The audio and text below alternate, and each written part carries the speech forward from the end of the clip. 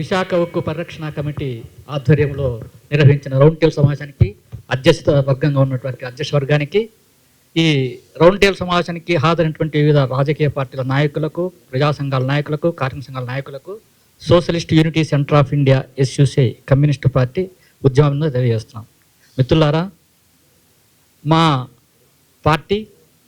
Party ప్రజా సంఘాలు ఈ 4.5 సంవత్సరాల్లో మా ఉద్యమాలలో దాన్ని ఒక డిమాండ్గా చేర్చుకొని మేము రాష్ట్ర వ్యాప్తంగాను, ఈవెన్ ఇదే దేశవ్యాప్తంగా కూడా వివిధ సందర్భాల్లో ఈ విషయాన్ని ప్రస్తావించడం జరిగింది.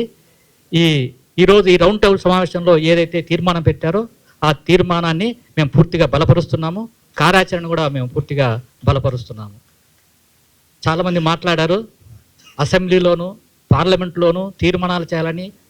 మంచిదే, తీర్మానాలు చేయాలి, మాట్లాడాలి. కానీ అక్కడ తీర్మానాలు వాటికి విలువ రావాలంటే క్రింది స్థాయిలో ప్రజా ఉద్యమం అనేది పెద్ద స్థాయిలో ఉండాలి.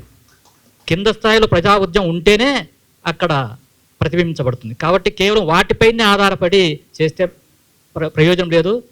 ఇది ఇంకొక విషయము, నేను ఎక్కువసేపు మాట్లాడను. ఈరోజు ఈ పాలసీ 1990లో నూతన ఆర్థిక పారిశ్రామిక విధానాలను ప్రవేశపెట్టారు.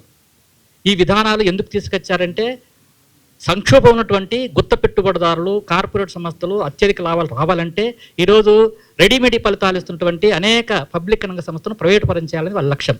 అందుకోసమే అందులో భాగమే స్టీల్ ప్లాంట్, రైల్వే, విద్యుత్, టెలికమ్యూనికేషన్ ఇవన్నీ కూడా ఈరోజు అమ్ముతున్నారు. ఈరోజు విద్యను కూడా ఈరోజు అమ్మేస్తున్నారు.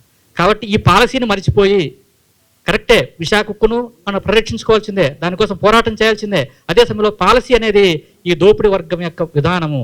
కాబట్టి ఈరోజు రంగులు వేరైనప్పటికీ కూడా ఏ పార్టీని చెప్పను, పార్టీల రంగులు ఏవైనప్పటికీ కూడా ఆ పార్టీలన్నీ కూడా ఈ కార్పొరేట్ సంస్థలకు తొత్తులు, బానిసలు, సేవకులు. వాళ్ళు డిమాండ్ చేస్తారు, వాళ్ళు అమ్మేస్తారు.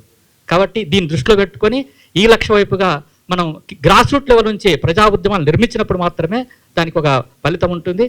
కాబట్టి ఆ వైపుగా ఈ రౌండ్ టేబుల్ సమావేశంలో ఉన్న వాళ్ళందరూ ఆలోచించాలి, ఆ విధంగా ఉద్యమాన్ని నిర్మించాలి.